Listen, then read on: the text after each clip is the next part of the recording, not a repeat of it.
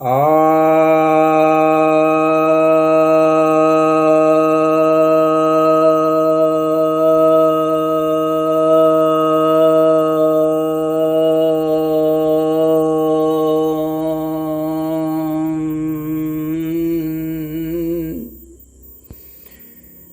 सभी भक्तजनों को सप्रेम नमन। भक्तों, आज मैं आपके समक्ष महर्षि पतंजलि द्वारा रचित योग सूत्र ग्रंथ के दूसरे अध्याय, इसे साधन पाद भी कहा जाता है, के 44वें सूत्र की व्याख्या करने जा रहा हूँ। यह 44वां सूत्र कहता है, स्वाध्याय इष्ट देवता संप्रयोग, अर्थात स्वाध्याय से इष्ट देवता का साक्षात्कार होता है। अब इष्ट देवता क्या हैं, यह समझ लेना चाहिए। इष्ट का अर्थ होता है इच्छा। आपकी जो भी इच्छा है, कामना है, और वैसी कामना जो कि आध्यात्मिक है।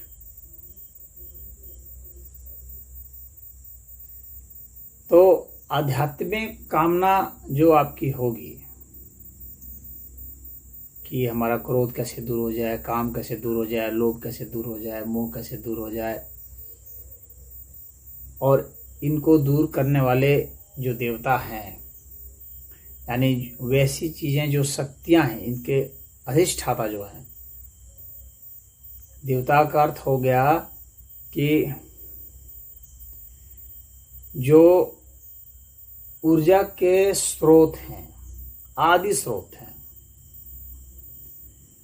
उनको देवता कहा जाता है। और कौन सी ऊर्जा? दिव्य ऊर्जा, आध्यात्मिक ऊर्जा। तो आध्यात्मिक ऊर्जा के जो आदि स्रोत हैं, वे हमारे सूक्ष्म देवता हैं, अधिष्ठाता हैं। देवी हैं तो अधिष्ठात्री हैं। जब हम उनकी इच्छा करते हैं, कामना करते हैं, जैसे यदि हम बल की कामना करते हैं, तो बल के लिए जो हमारे आदर्श हैं, जैसे मान लीजिए कि हनुमान जी हैं, तो फिर हमारे इष्ट देवता जो हो गए हनुमान जी हो गए। यानी हमारी इच्छा कामना के जो देवता हैं वे हनुमान हो गए। तो अब हमें ऐसे देवताओं का साक्षात्कार हो जाएगा यदि हम स्वाध्याय करेंगे तो।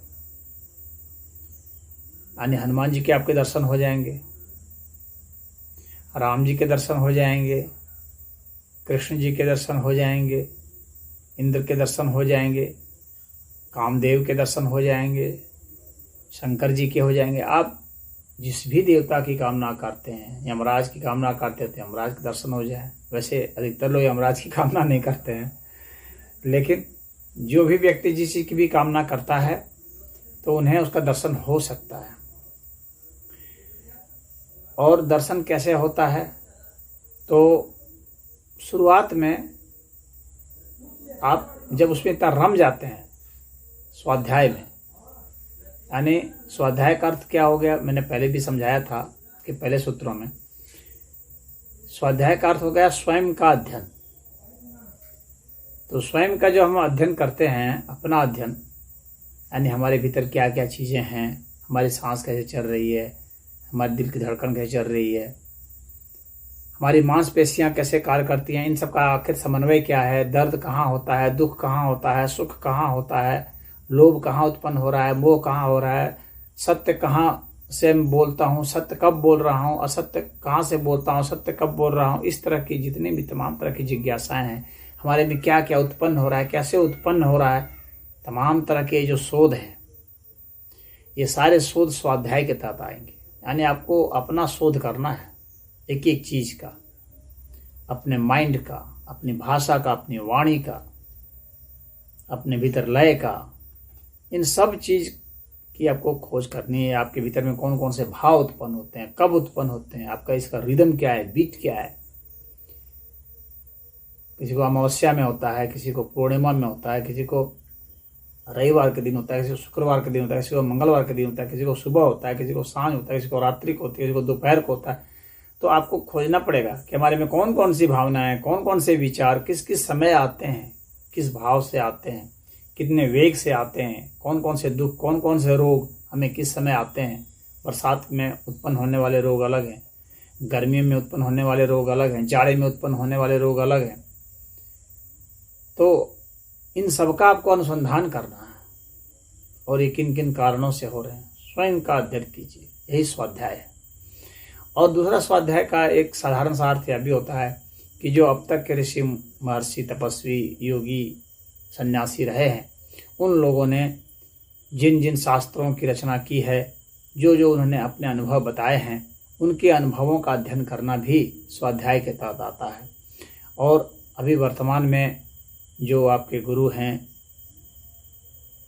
तो उनका सुनना, या जो भी श्रेष्ठ लोग हैं जो अच्छी सलाह देते हैं, नेक सलाह देते हैं, उनका सुनना, गुनना, उनके अनुभवों को प्राप्त करना, अपने माता पिता के अनुभवों को प्राप्त करना, अपने शिक्षकों के अनुभव को प्राप्त करना, तो यह भी स्वाध्याय के ही तहत आएगा। तो अब इन सब के जो स्वाध्याय का जो सारांश आता है, उपसंहार जो होगा, जो पुष्टि होगी, जब इसकी सारी ऊर्जा एक भूत हो जाएगी, एक निष्ठ हो जाएगी, चैनलाइज्ड हो जाएगी, उस वक्त आपको इष्ट देवता का संप्रयोग होगा, यानी साक्षात्कार होगा। और शुरुआत में कब होगा?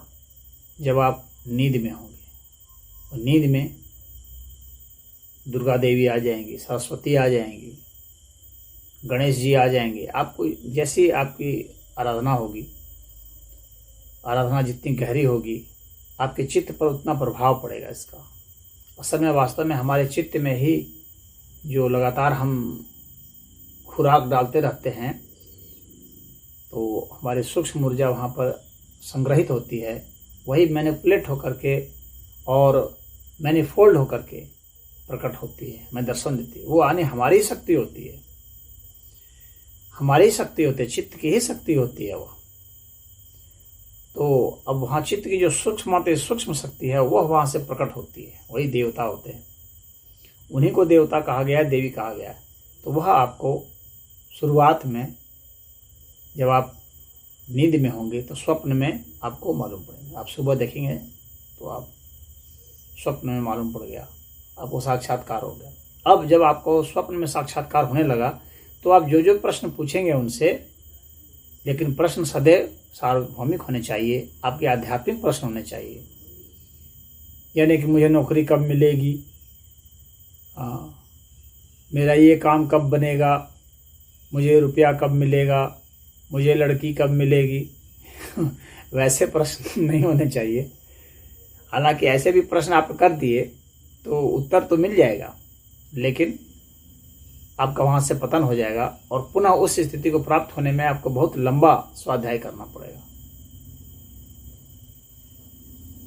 तो आपको जो भी आपको पूछना है, तो आप पूछेंगे तो वह साक्षात्कार वो होता रहेगा।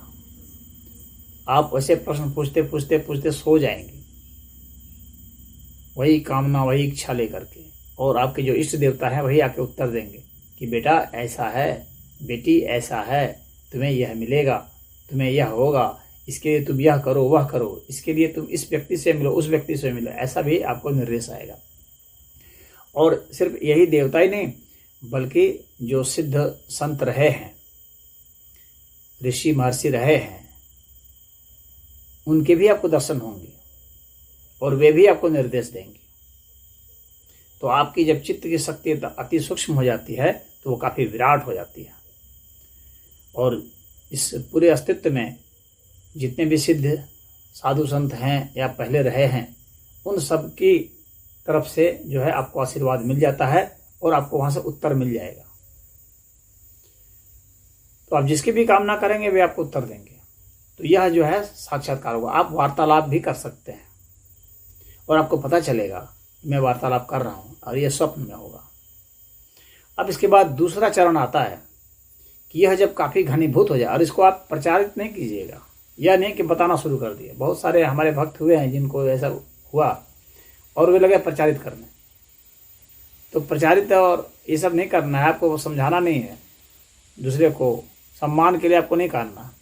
तो ऐसा जब आप कर देते हैं, प्रचारित कर देते हैं, तो आपकी ऊर्जा वो कमज़ोर पड़ जाएगी और आप पुनः जो है सामान्य अवस्था में लौट जाएंगे, बल्कि हो सकता है इससे भी खराब अवस्था में चले जाए। तो आप सिर्फ अपने मन में रखिए और अपनी प्रगति उसमें देखते रहिए बस। और अधिक से अधिक आप अपने गुरु को कर सकते हैं।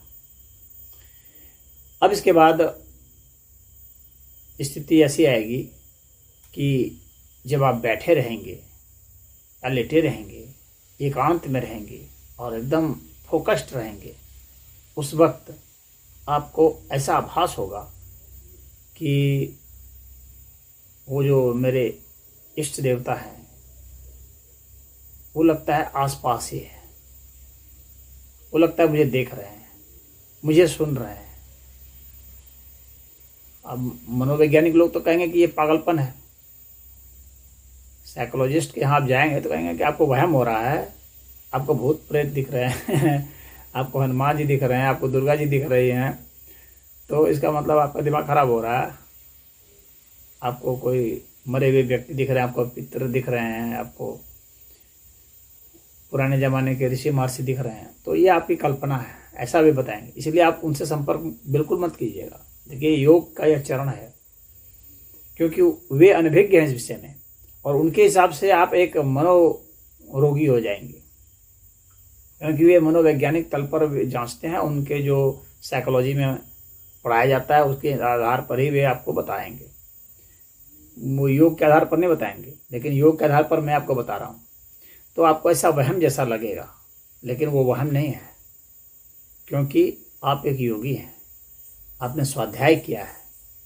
तो इसलिए आपके देवता इर्द गिर्द आपको ऐसा लगेगा कि वे देख रहे हैं, और ऐसा जब लगने लगेगा धीरे धीरे, तो यह जब प्रगाढ़ हो जाएगा तो सचमुच में वे देवता आपके सामने प्रकट होंगे।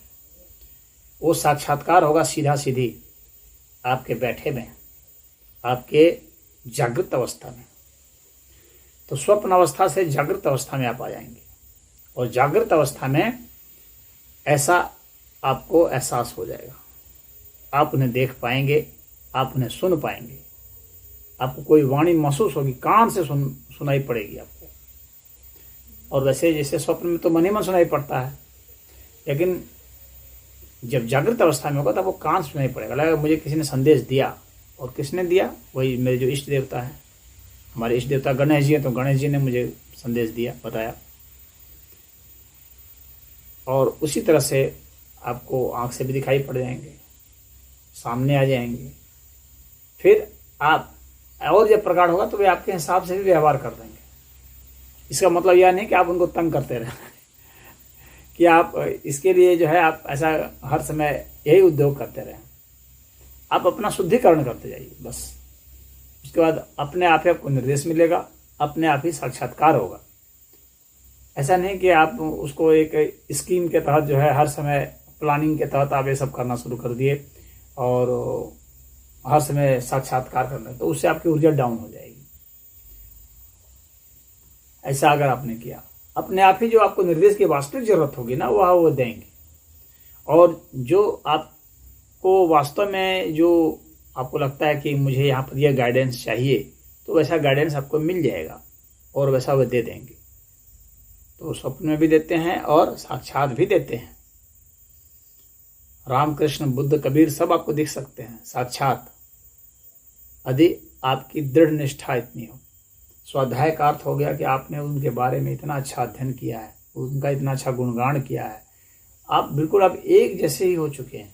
आप उनमें इतना ढल गए हैं कि बस लगता है जैसे कि वे और आप एक हो गए हैं। तो हनुमान जी की भक्ति कर रहे हैं आप, तो इसका मतलब मरियल सा हो गए, तो फिर हनुमान जी के भक्त आप वास्तविक नहीं। हमारे जो आदर्श हैं करीब करीब हमें उनके जैसा होना होगा। इसलिए रामकृष्ण परमहंस कहते थे कि मानव को कभी ईश्वर का दर्शन नहीं होता, सदैव ईश्वर को ही ईश्वर का दर्शन होता है। ईश्वर के दर्शन के लिए जरूरी है कि आप उन्हीं के जैसे हो जाए, तभी आपको दर्शन होगा, अन्यथा नहीं होगा। तो हनुमान जी जैसा अगर होना चाहते हैं, आप हनुमान जी जैसा बनना चाहते हैं, प्रयास करते हैं, सारा करते हैं और श्रद्धा भक्ति सब कुछ है, तब हनुमान जी का साक्षात्कार आपको होगा। उसी तरह से है को उनके गुणों को आपको अपने में समाहित करना पड़ेगा। मुख्य चीज आध्यात्म में वो गुण ही है। तो उन गुणों की वजह से ही आपकी या उनकी पूजा होती आई है या हो सकती है। तो ये गुण है, वे ही महत्वपूर्ण है। तो यह आपको अपने में समाहित करना होगा, तब जाकर के साक्षात्कार होता है जागृत अवस्था में। फिर आप जहाँ चाहेंगे वहाँ होगा। लेकिन इतना याद रखिएगा, आप जब भी चाहते हैं कि भाई एक तो यह होगा कि वे स्वयं दर्शन दे दी, और एक हुआ कि आपकी पुकार पर वे आए। ये दोनों में फर्क होगा। यदि उन्होंने स्वयं ही दर्शन दिया है तो आपकी ऊर्जा का कोई क्षय नहीं होगा, बढ़ोतरी ही हो सकती है। लेकिन यदि आपने उन्हें पुकारा है और आपकी पुकार पर वे आए हैं तो आपकी ऊर्जा का क्षय हो सकता है, क्योंकि आपने अपनी शक्ति सामर्थ्य का प्रयोग किया और उन्हें मजबूर किया आने के लिए। तो जो अति सूक्ष्म अवस्था थी ऊर्जा की, मैं अगर विज्ञान की भाषा में कहूँ तो उसको आपने साक्षात उसको जो है उसका पदार्थीकरण किया। तो चेतना का पदार्थीकरण आपने किया, पदार्थ रूप में उसको आपने बनाया। आपने उस देवता को बनाया, आपके चित्त ने बनाया। चित्त में वो शक्ति होती है। तो जाहिर सी बात है कि आपको कुछ उस तप का कुछ हिस्सा आपका घट जाएगा। तो आप वह करने की कोशिश करेंगे तो ऐसा होगा। और अन्यथा आपको अगर स्वयं जरूरत होगी ना, तो आध्यात्मिक रास्ते में स्वयं ही आ जाते हैं और स्वयं ही दर्शन देते हैं। तो दर्शन देते हैं इसका मतलब यह नहीं कि उसका आपको ढिंढोरा पीटना, कुछ भी ऐसा नहीं करना। अपने मन में रखिए और भजन करते रहिए। तो ये स्वाध्याय इष्ट देवता संप्रयोग कहने का इनका तात्पर्य यही था।